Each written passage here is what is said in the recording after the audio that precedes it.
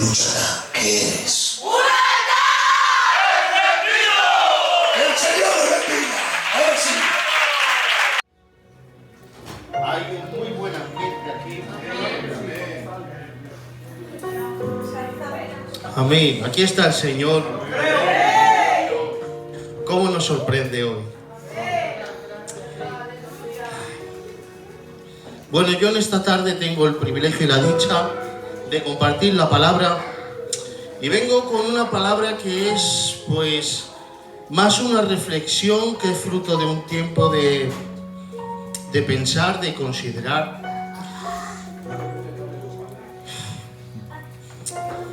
Y no tengo ninguna duda de que es de Dios. Amén. Miren, voy a empezar diciendo que esta palabra nace de un texto de la Biblia muy famoso, muy conocido. Romanos capítulo 2 dice: no os conforméis a este siglo. Yo no sé ustedes si están contentos con la vida que les ha tocado vivir. Yo no sé si están contentos con lo que está pasando hoy en día, pero tengo que decir una cosa, y es que yo no me conformo. Muy bueno. Porque no me conformo a este siglo significa que no me conformo como hombre a vivir bajo la ley o el gobierno que domina este mundo. Y no me conformo tampoco a vivir con los sufrimientos, con los dolores de cabeza, con todo lo que tenemos que cargar a la espalda. No me conformo. Por eso, dice Romanos, no os conforméis a este siglo. Amén. Y sigue diciendo, transformaos, y renovaos. ¿Cómo lo haremos? A través de su palabra. Amén. Porque no hay varitas mágicas. No hay medicamentos especiales. Solo está la palabra. Amén. Y tengo que decirles que cuando pienso en esto digo, no me conformo. Hay otra palabra de Dios que viene y que es el quid de este mensaje. Dice Mateo 3:36, dice: buscad primeramente el reino de Dios y todo lo demás vendrá por añadido. Yo no sé usted si en medio de este mundo, cuando predicamos un evangelio que está lleno de luces y de estrellas y nos toca trastocarnos con la realidad que hay en este mundo, pensamos en esta palabra: busca el reino de Dios y su justicia. Son palabras profundas, llenas de esperanza, que nos dejó el Señor para que no nos afanemos, no solamente con el comer y con el vestir, sino con lo que denominamos normalmente como las injusticias de este mundo. Así que quiero transmitirles algo sobre este asunto, que es el que no nos conformemos. Sinceramente, es un tema muy duro y muy complicado, pero gracias a la palabra he entendido, atentos, que hay otro mundo mejor para mí. Hay otro reino, hay otra realidad, y hay un rey que es el que gobierna, que es el que cubrirá todas nuestras necesidades, y es el que ha dicho que permanecerá con nosotros todos los días hasta el fin del mundo. Amén. Así pues, me lanzo en fe y tengo que decir que antes de hablar del reino de Dios tenemos que pensar en que El mundo tal como lo conocíamos a través de las escrituras, después del profeta Malaquías, se abre un tiempo conocido como el periodo del silencio, 400 años sin que haya ningún tipo de milagro, sin que haya ningún tipo de profeta en escena, sin que haya ningún evento sobrenatural.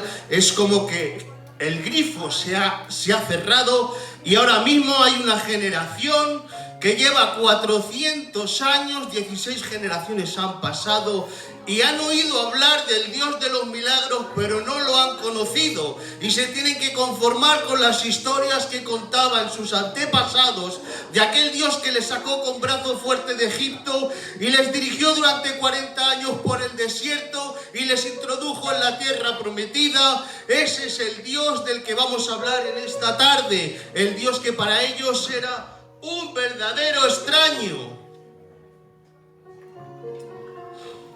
400 años se dicen pronto, pero es que son 16 generaciones.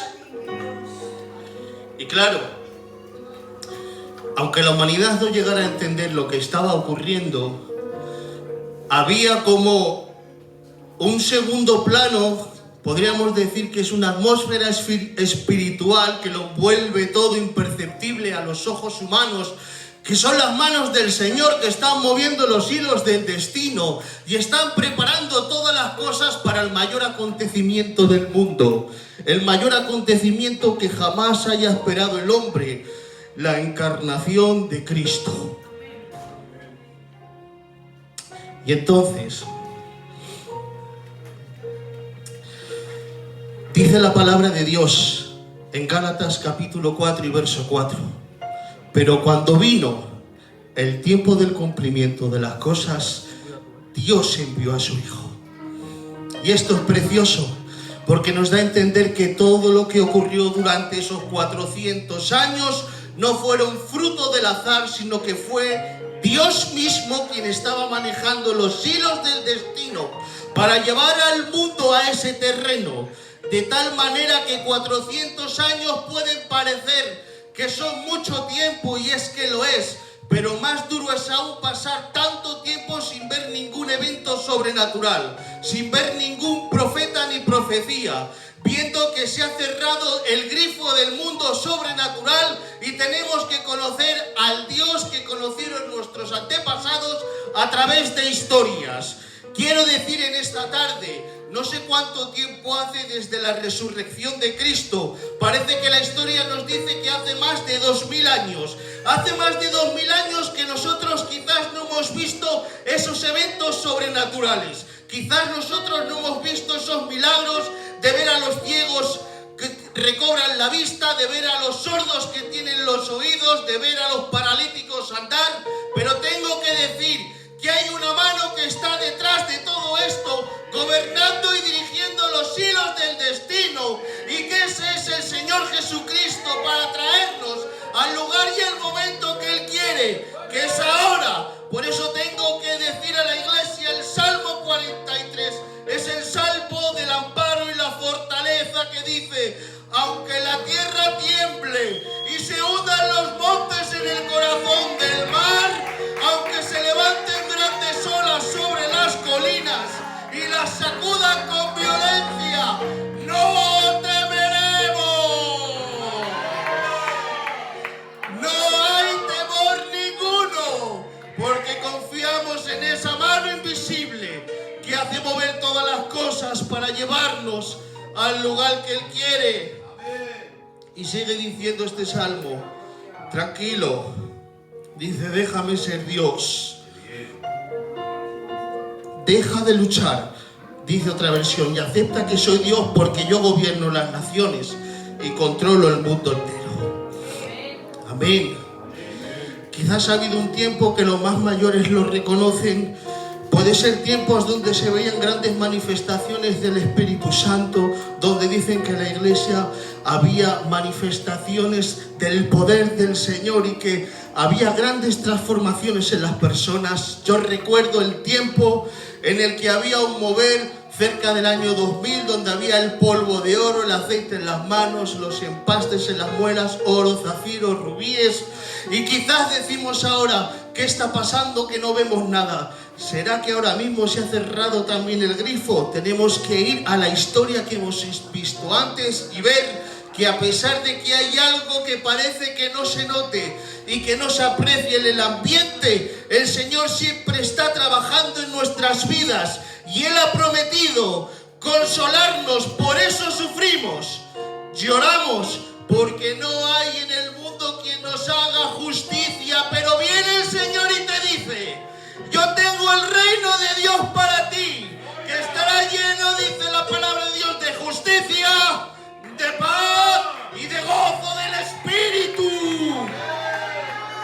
Por eso dice Isaías en el capítulo 35 y verso 3, dice: fortaleceos manos cansadas y afirmar vuestras rodillas. Decid a los de corazón apagado: no temáis, porque vuestro Dios viene con retribución. Dios mismo vendrá y dice: y os salvará. Y esta es la promesa y esta es la esperanza. Por lo tanto, tengo que decir a la iglesia: si eres como yo, que no te conformas a este siglo, tengo que decirte que este sentir no es tuyo solamente, que es real y es verdadero. Es el Espíritu que clama dentro de nosotros, porque intenta salir adelante, intenta emerger, pero la realidad que nos rodea es tan mala, es tan adversa, que hace que nosotros tengamos que sufrir y que padecer. Por eso vengo en esta tarde con las buenas nuevas de Dios, para decirnos que esta es la verdad. El reino de Dios existe, también llamado el reino de los cielos, y para los que no nos conformamos a este siglo, tengo que decir: es para nosotros. Amén. Así que no me andaré por las ramas, intentaré ser lo más rápido posible, no dar muchos rodeos, pero tengo que decir lo que dice el Evangelio de Juan en el capítulo 3.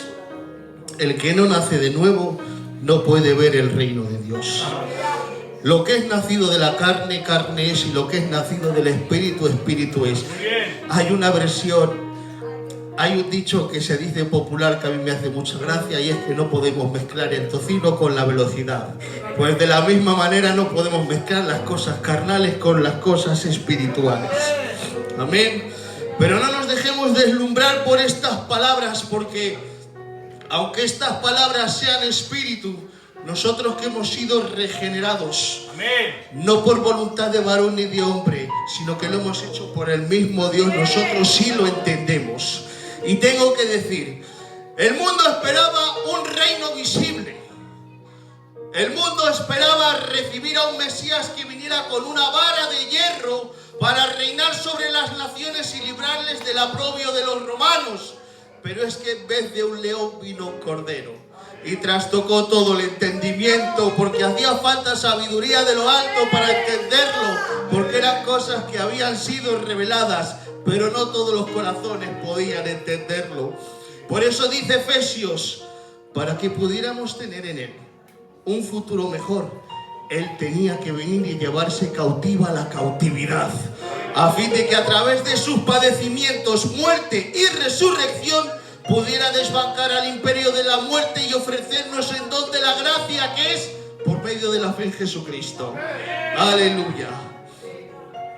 Y a medida que mi Señor Jesucristo iba viviendo en este mundo, porque el Verbo se hizo carne y habitó entre nosotros y vimos su gloria como la del unigénito, a medida que el Señor andaba por los últimos años ya de su ministerio, empezó a hablar concretamente de algo único, y hablaba de evangelio, pero con la palabra reino. El Señor en sus últimos años de vida, antes de su muerte y su resurrección, se centró en el mensaje del reino. Y no era un mensaje que solamente daba él, era un mensaje que decía a sus discípulos cuando los encomendaba que fueran y hablaran del reino también. Era un mensaje que años después también Pablo hablaba del reino también. Era tan importante que el Señor, cuando hablaba de ellos, lo tenía que hacer por medio de parábolas. Es que hay quien todavía cree que cuando escuchamos una parábola es como una verdad teológica de difícil entendimiento que Dios coge y la hace sencilla para que la podamos entender. No es solamente eso. que pudiera ser. No es eso una parábola. A veces pensamos que es que una parábola puede ser simplemente algo que utiliza el Señor para referirse al auditorio que tiene. Bueno, puede ser, pero no es solamente eso. La parábola es algo muchísimo más profundo, muchísimo más grande y que además tiene base bíblica. Vamos a verlo. Dice el profeta Jeremías, vocero de Dios, viendo cómo el pueblo estaba perdido y entregado en el pecado de la idolatría, tiene que decir: pueblo necio sin corazón, que tiene ojos y no ve, oídos y no oye, dice: a mí no me teméis. Sigue diciendo también Isaías en el capítulo 1, verso 1, dice: mi pueblo se ha quedado sin conocimiento, sin entendimiento. Es más, dice: el asno conoce su pesebre. Es decir, el animal conoce el camino de regreso a casa. Dice: el buey conoce la voz de su señor, que cuando le llama acude. Pero dice: mi pueblo está sin entendimiento.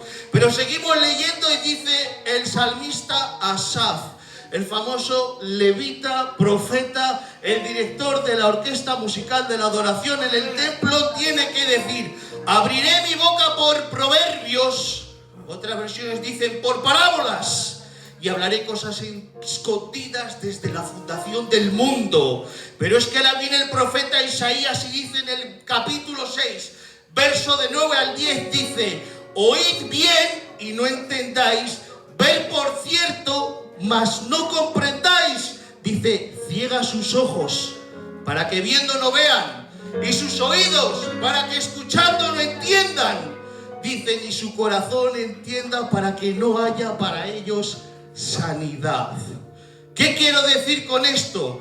Las parábolas de antemano estaban preparadas para traer sobre aquellas personas que no estaban dispuestas a recibir el reino, no solamente juicio y ofuscación, sino que las personas que tenían un corazón dispuesto era para ellos como una semilla que germinaba en el interior de sus corazones y sin darse cuenta, poco a poco iba creciendo, iba agrandaciéndose hasta el punto de convertirse en una verdad que los rodeaba todo. Y esas personas tenían la mente y el conocimiento abierto por el Señor. Pero los que no creían, para los que no aprovechaban la parábola, se convertía en juicio. Entonces, la parábola de Dios ya estaba pensada desde cientos y miles de años antes. Dios lo tenía preparado así. Dice: para que oyendo no entiendan, para que viendo no vean. Pero nosotros tenemos que decir, como dice el Evangelio de Mateo: bienaventurados somos, capítulo 11, verso 26, dice: gracias al Padre, Señor del cielo y de la tierra, porque tú has escondido estas cosas de los sabios y entendidos y se las has revelado a los niños. Como dice también el Evangelio de Mateo 13, 16, bienaventurados somos porque nuestros ojos ven y nuestros oídos escuchan y recibimos la palabra del reino con provecho para nuestro corazón. ¡Aleluya! Profunda la parábola. Amén. Pero el secreto de todo, iglesia, estaba para mí en el Sermón del Monte. El Sermón del Monte es una predicación que a veces pensaba: Dios mío, es una predicación atemporal, no es para este tiempo, porque tú me dices, Señor, que seré consolado.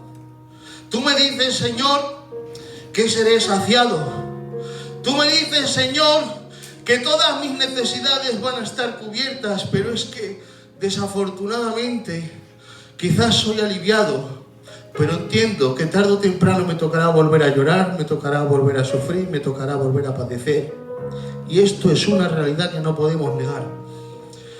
Luego, cuando ocurre esto, indagando en las Escrituras, hablando con personas entendidas, he podido comprender que la predicación del Sermón del Monte del Señor no es una predicación atemporal que tenga dos tiempos, para ahora y para después. Tampoco es una predicación de doble cumplimiento, para ahora o para después. He entendido que esta predicación es un concepto muy importante, tiene progresión en el tiempo. Por eso entiendo que es como la semilla de mostaza.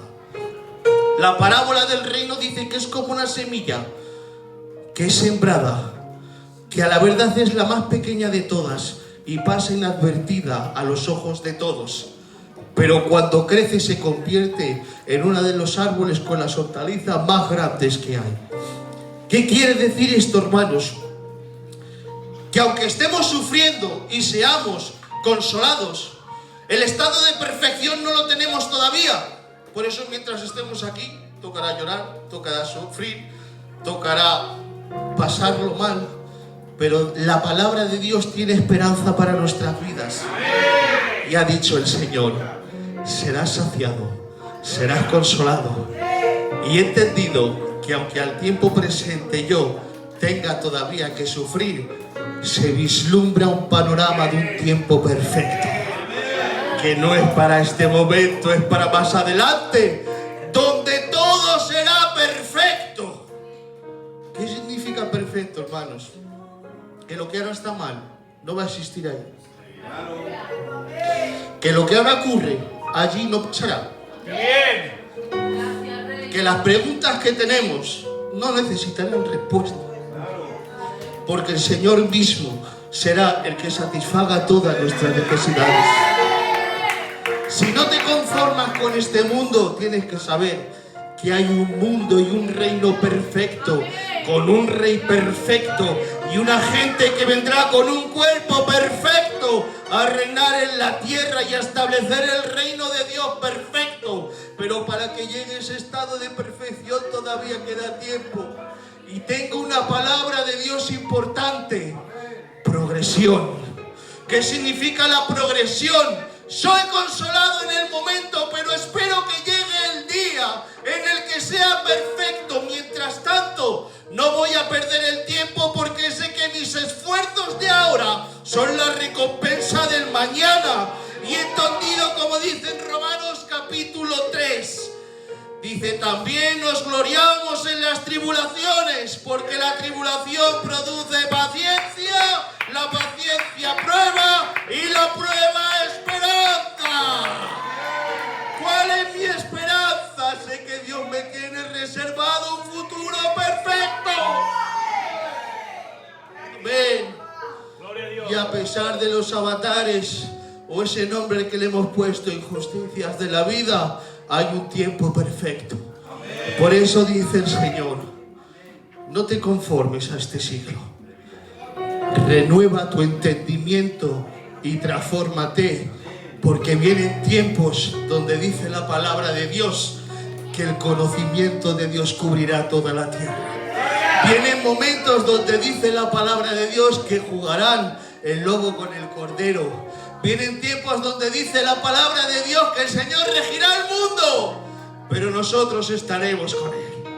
Y yo lo creo, y esta es la esperanza en la que me fortalezco, sabiendo que hay una progresión que pronto dará su fruto. Un aplauso y el cielo con ustedes. Amén. Luz, ¿qué eres?